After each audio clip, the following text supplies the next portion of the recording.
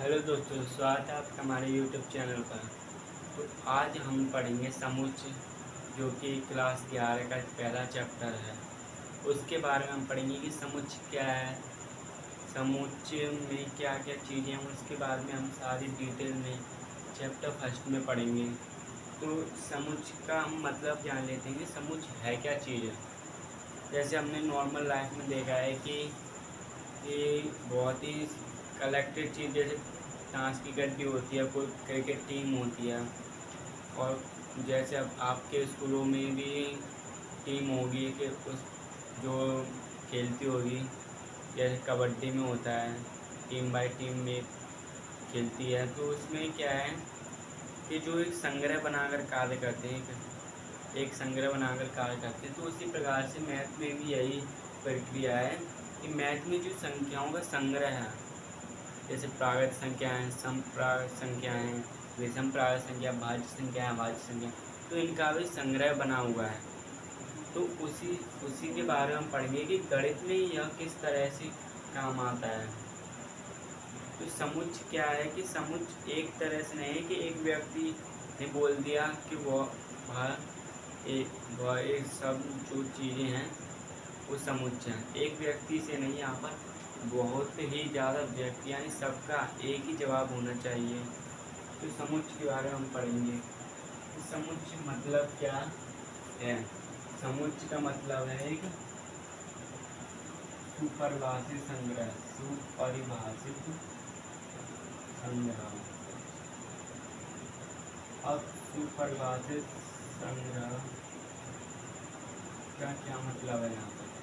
सुपरिभाषित संग्रह का मतलब है कि जो भी, जैसे आपसे पूछ लें कि 10 से छोटी प्राकृतिक संख्या बताऊं, 10 से छोटी प्राकृतिक संख्या बताइए। अब 10 से छोटी आप किसी भी व्यक्ति से पूछिए, 10 से छोटी प्राकृतिक संख्या वह बताएगा कि 1 से 9 तक है। 1 से 9 तक, 1 से 9 तक 10 से छोटी प्राकृतिक संख्या है। आप किसी भी व्यक्ति से पूछिए, वह यही उत्तर देगा। लेकिन आप जैसे पूछोगे कोई दूसरा क्वेश्चन पूछिए, जैसे 5 खिलाड़ियों के नाम बताओ, 5 खिलाड़ियों के नाम बताओ जो सबसे अच्छा क्रिकेट खेलते हैं, सबसे अच्छा क्रिकेट खेलते हैं। और जो सबसे अच्छा, और सबके लिए अलग अलग होगा। किसी के विराट कोहली हो, किसी के लिए रोहित शर्मा, सबके लिए अलग अलग होगा। तो क्या ये एक समुच्चय है? नहीं, यह एक समुच्चय नहीं है। समुच्चय यानी कि वस्तुओं का सुपरिभाषित संग्रह है। वस्तुओं का सुपरिभाषित संग्रह को ही समुच्चय कहते हैं, जिसमें सभी का जवाब एक ही हो, अलग अलग ना हो। जैसे 5 खिलाड़ी होंगे, ठीक है, तो 5 खिलाड़ियों जो लोग होंगे उनके लिए अलग अलग होंगे, किसी के लिए अलग है, किसी के लिए अलग है, और कोई है। तो इसमें समुच्चय हमने पढ़ा कि वस्तु का सुपरिभाषित संग्रह होना आवश्यक है, तभी वह समुच्चय कहलाएगा। अब समुच्चय जो है 2 तरह के होते हैं। समुच्चय निर्माण, एक होता है फोस्टर विधि, एक होता है फोस्टर विधि, जो एनसीईआरटी का मैथ है ना, उससे ही चलकर जो है पढ़ाना है, कोई अदर मैथ नहीं। तो समुच्चय निर्माण रूप है वो 2 तरह से होता है, एक सारणीबद्ध रूप और एक समुच्चय निर्माण रूप में। इस 2 तरह से हम समुच्चय को परिभाषित करते हैं।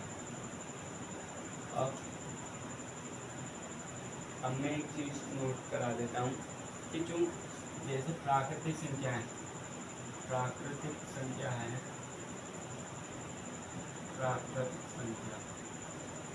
इसे n से रिप्रेजेंट करते हैं, n से।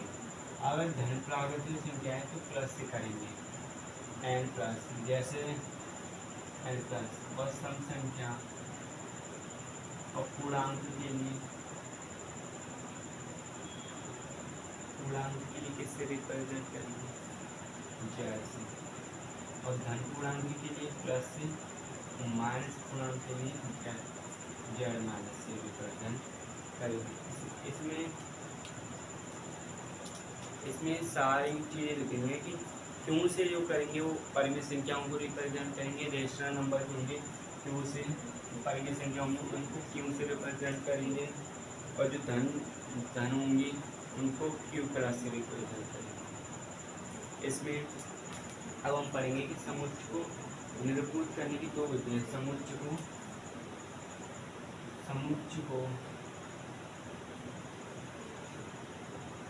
निरूपित करने की दो विधियां।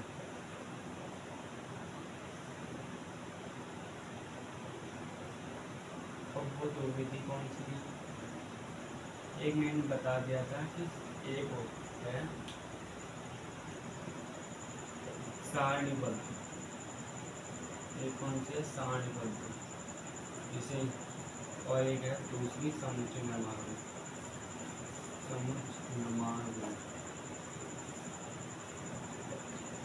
इसमें हम जो है सारणीबद्ध में हम किस तरह से लिखते हैं? सारणीबद्ध में हम लिखते हैं संख्याओं का क्रमबद्ध रूप से लिखते हैं। इसमें संख्याएं आती हैं।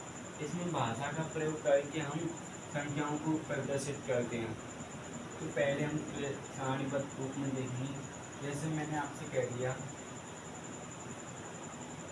कि 10 से छोटी संप्राप्त संख्या, तो आप इसे इस तरह से लिखेंगे।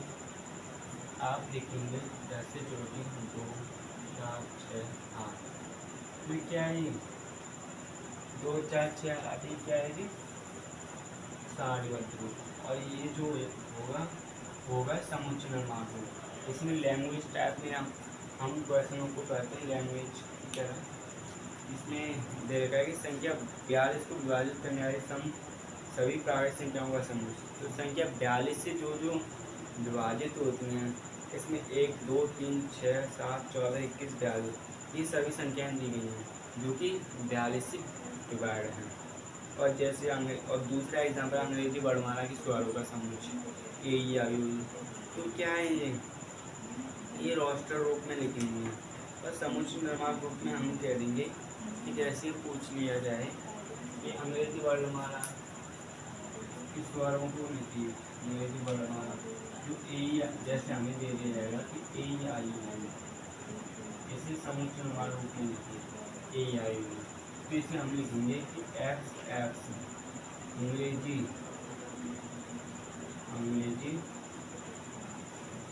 वर्णमाला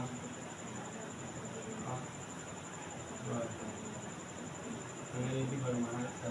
तो हमने किस तरह से लिखा है? समुच्चय निर्माण रूप में लिखा है। इसमें अंग्रेजी वर्णमाला में ये चीज़ आ गई AEIOU।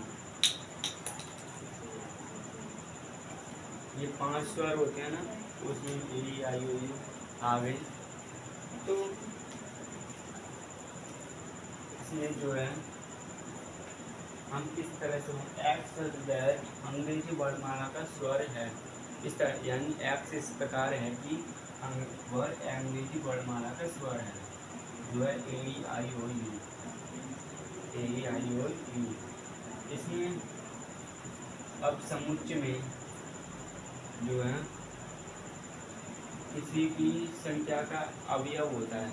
अवयव यानी कि जैसे आपके परिवार में है तो आप उस परिवार के कौन है? सदस्य है ना, सदस्य। इसी में गणित में इन सदस्यों को अवयव कहते हैं, जैसे इंग्लिश में एलिमेंट्स कहते हैं।